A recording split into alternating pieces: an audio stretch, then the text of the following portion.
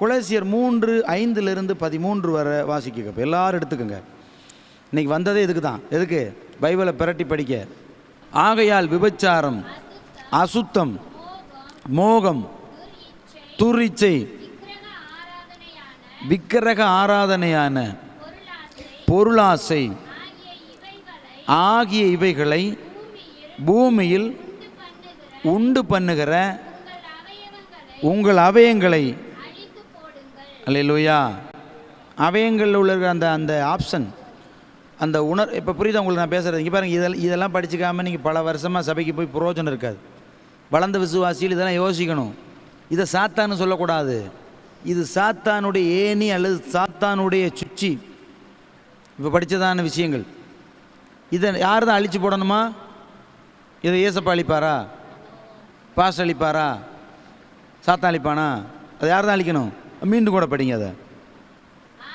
ஆகையால் என்னச்சாரம்? விபச்சாரம் 1, அசுத்தம் 2, மோகம் 3, துரிச்சை 4, விக்கிரக ஆராதனையான பொருளாசை, எதை பார்த்தாலும் வாங்கணும், எதை பொருள் 5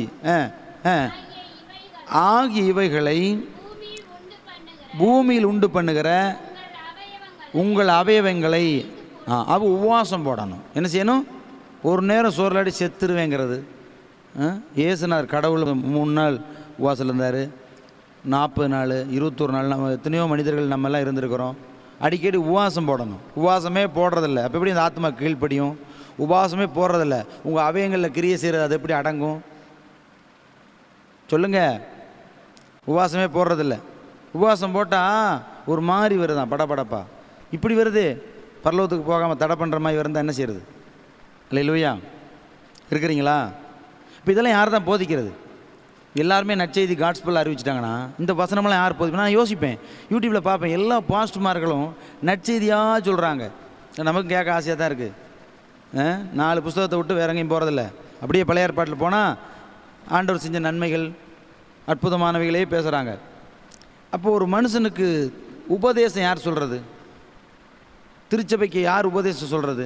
இந்த உபதேசங்களை மறந்து காக்கா பிடிக்கிறது ஜனங்களை. இப்படிலாம் பேசுனா ஜனங்கள் என்ன செய்ய மாட்டாங்க? சர்ச்சுக்கு வர மாட்டாங்கன்னு சொல்லி இதை பேசுகிறதில் நிறைய பாஸ்டர்கள் இதை கேட்டு திருந்தணும். பாஸ்டர் வேலையே உபதேச வேலை தான். பாஸ்டருக்கும் போதகருக்கும் வேலை என்னது? இந்த வேலை தான். தீர்க்கதரிசியிலும் இதை சார்ந்து தான் தீர்க்க சொல்லணும். நற்செய்தி அறிவிக்கிறவங்க மட்டும்தான் இயேசு செய்த நன்மைகளை மட்டும் சொல்லணும். ஒரு பாஸ்டர் அல்லது ஒரு டீச்சர், போதகர்னு சொன்னேன் இல்லையா, அந்த போதகர் இதை தான் பிரசங்கம் பண்ணணும். ஏன்னா ஞாயிற்றுக்கிழமை இன்றைக்கி என்னது? உபதேசிக்கணும் இவைகளை. ஞாயிற்றுக்கிழமையிலையும் நற்செய்தி அறிவிச்சுக்கிட்டு இருந்தால் அது என்ன அர்த்தம்? அதனால தான் எழுப்புதலும் வர்றதில்ல, வெங்காயம் ரச்சி போடுறதில்ல. ஆமேன். அப்போ நீங்கள் அதை ஏற்றுக்கணும். இது நமக்காகத்தானே எழுதியிருக்கு. அப்போ ஏற்றுக்கிறீங்களா? ஏற்றுக்கலையா? இது ஏற்றுக்கலைங்கன்னா உங்களை எல்லாம் என்ன செய்யக்கூடாது? ஊழியத்துக்கெல்லாம் கூட்டு போகக்கூடாது. தகுதி இல்லை, நீங்கள் அந்த இடத்துல இல்லை. இதெல்லாம் அக்செப்ட் பண்ணிக்கணும். ஆமேன். பேசுகிறீங்களா? வளர்ச்சிங்கிறது இதுதான். இதை கடைப்பிடிச்சி இதன்படி செய்கிறவன் தான் வளர்ந்தவன். சும்மா இப்போ நாங்கள் 30 வருஷமாக இருக்கணும் இருந்த யாருக்கு லாபம்? உனக்கும் லாபம் இல்லை, ஆண்டவருக்கும் லாபம் இல்லை. 30 வருஷம் வந்து என்ன செய்ய? 30 வருஷம் வந்து கைத்தட்டுறது, லேட்டாக வர்றது, ஆட்டோ வரலைங்கிறது, பஸ்ஸு வரலைங்கிறது, அது ஏன் வராமலாம் இருக்குது எந்த நாள்? ஆமாம் சொல்லுங்கள். நம்ம வர்றதில்லை ஸ்டாண்டுக்கு, பஸ் ஸ்டாண்டுக்கு. ஆமாவா இல்லையா? நல்ல விஷயமெல்லாம் சொல்லும்போது முகம் என்ன செய்யுது? 25 நாளைக்கு முன்னாடி போடுங்கிற கத்திரிக்காய் மாதிரியே இருக்குது. 25 நாளைக்கு முன்னாடி வியாபாரத்துக்கு போன, சந்தைக்கு போன கத்திரிக்காய் மாதிரியே வச்சுக்கூடாது. மனம் திரும்பணும். இந்த வாரம் லேட்டாக வந்துட்டிங்களா, அடுத்த வாரம் நேரமாக வரணும். வந்து ஆராதனையில் கலந்துக்கணும். ஆராதனை கலந்தால் தானே பக்குவப்பட முடியும், இருதயம் தயாராகும். அல்லேலூயா. வாசிங்க, 13 வரை வாசிங்க. இவைகளின் பொருட்டே கீழ்ப்படியாமையின் பிள்ளைகள் மேல் தேவ கோப ஆக்கின வரும். எதனால் வருது? இப்போ மேலே படித்த ஆப்ஷன்ஸ், மேலே எத்தனை படித்தோம்? 5 ஆப்ஷன் படித்தோம்.